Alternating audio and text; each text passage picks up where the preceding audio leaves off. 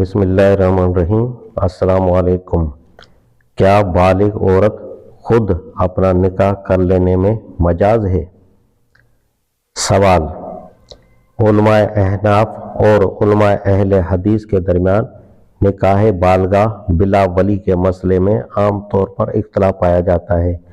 احناف اس کے قائل ہیں کہ بالغہ عورت اپنا نکاح اولیاء کے اذن کے بغیر یا ان کی خواہش کے بغیر جہاں چاہے کر سکتی ہے، اور اس نکاح پر اولیاء کو اعتراض کا کوئی حق حاصل نہیں ہے۔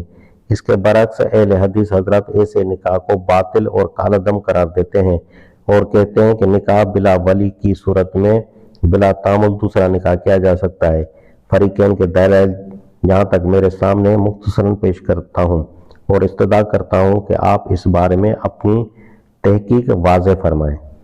جواب: اس سوال کے ساتھ سائل نے پوری تفصیل کے ساتھ فریقین کے دلائل جمع کر دیے ہیں، لہذا پہلے ہم ان دلائل کو یہاں نقل کر دیتے ہیں۔ نمبر 1، حنفیہ کا استدلال حسب ذیل آیات اور احادیث سے ہے۔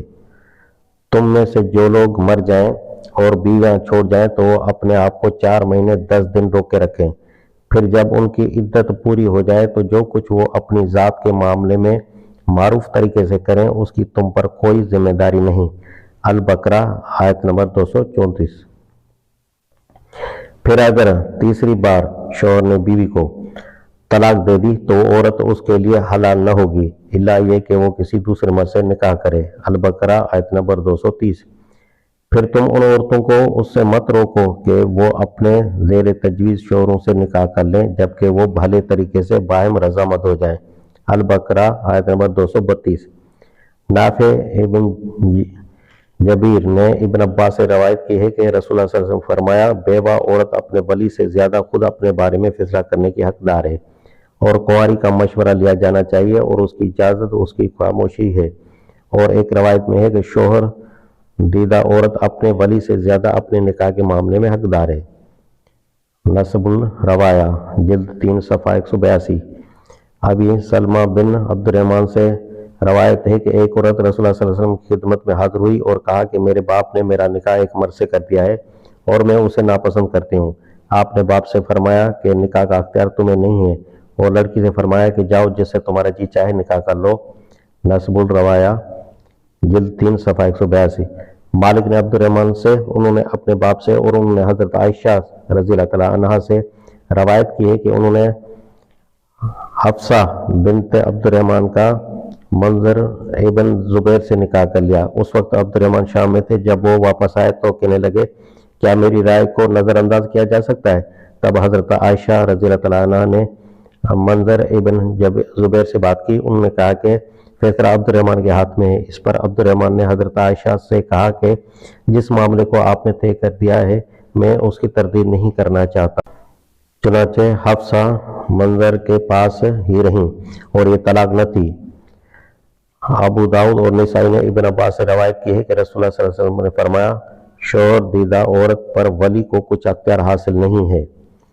نسائی اور احمد نے حضرت عائشہ رضی اللہ تعالیٰ عنہ سے روایت کی ہے کہ ایک لڑکی نبی کریم صلی اللہ علیہ وسلم کی خدمت میں حاضر ہوئی اور کہنے لگی کہ اللہ کے رسول، میرے باپ نے اپنے بھتیجی کے ساتھ میرا بیاہ صرف اس لیے کر دیا ہے کہ میرے ذریعے سے اسے ذلت سے نکالے۔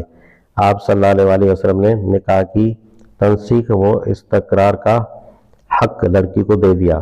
لڑکی نے کہا، میرے والد نے جو کچھ کیا ہے میں اسے جائز قرار دیتی ہوں۔ میری خواہش صرف یہ ہے کہ عورتیں جان لیں کہ باپوں کو کوئی اختیار حاصل نہیں ہے۔ نمبر 2، اہل حدیث حضرات اپنی تائید میں مندرجہ ذیل احادیث پیش کرتے ہیں۔ حضرت عائشہ رضی اللہ تعالیٰ عنہ سے روایت ہے کہ نبی کریم صلی اللہ علیہ وسلم نے فرمایا، جو عورت بھی اپنے ولی کی اجازت کے بغیر نکاح کرے اس کا نکاح باطل ہے۔ پس اگر جھگڑا ہو تو جس عورت کا ولی نہ ہو تو سلطان اس کا ولی ہے۔ ابو موسیٰ اپنے والد سے روایت کرتے ہیں کہ رسول اللہ صلی اللہ علیہ وسلم نے فرمایا، ولی کے بغیر کوئی نکاح جائز نہیں ہے۔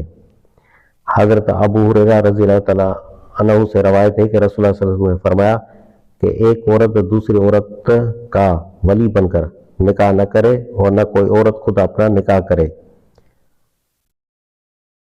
सनन कुबरा बहकी।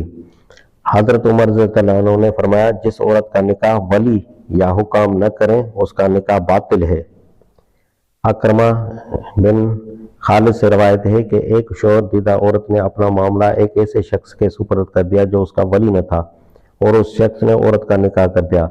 हजरत उमर रज़ियल्लाहु अन्हु को उसकी इत्तला हुई तो आपने निकाह करने और कराने वालों को कोड़ों की सजा दी और निकाह मनसूख कर दिया। हजरत अली रज़ियल्लाहु अन्हु ने फरमाया, जिस औरत ने भी अपने वली के इज़्न के बगैर निकाह किया उसका निकाह बातिल है, बिला इजाजत वली कोई निकाह नहीं। इमाम शबई से रवायत है कि हजरत अली रज़ियल्लाहु अन्हु, हजरत उमर रज़ियल्लाहु अन्हु, शरी और मसरूक ने फरमाया कि वली के बगैर कोई निकाह नहीं है। इन दलाइल पर एक निगाह डालने से ही ये महसूस हो जाता है कि दोनों तरफ काफ़ी वजन है और ये कहने की गुंजाइश नहीं है कि फरीक़ैन में से किसी का मसलक बिल्कुल गलत है।